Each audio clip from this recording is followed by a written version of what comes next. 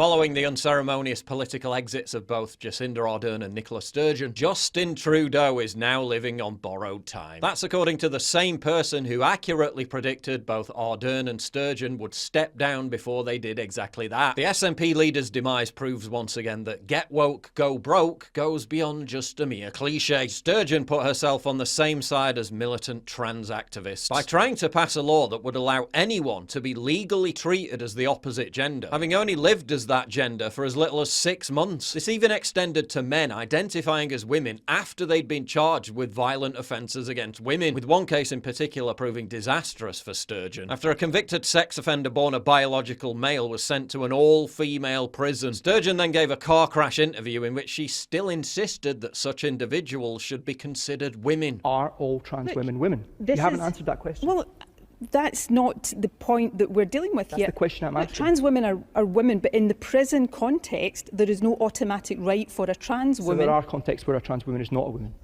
No, there is.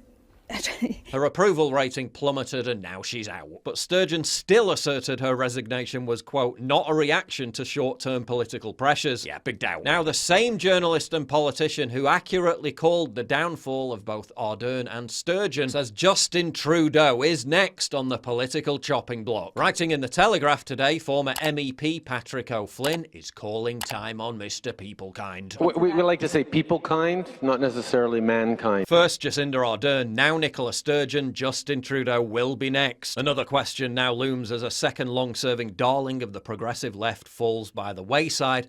Who's next? After Ardern and Sturgeon, the fickle finger of fate would seem now to be pointing at the leader of the selfie-taking summit rat pack himself, Canada's ultra-woke Justin Trudeau. Mark my words, he is on the wane. Our next victim of the woke curse is already on the conveyor belt to his demise, and you won't even need to stick pins in a doll to make it happen. So there you have it, that's big. Potentially 3 prominent leaders who aligned themselves with the forces of woke, all gone within a few months.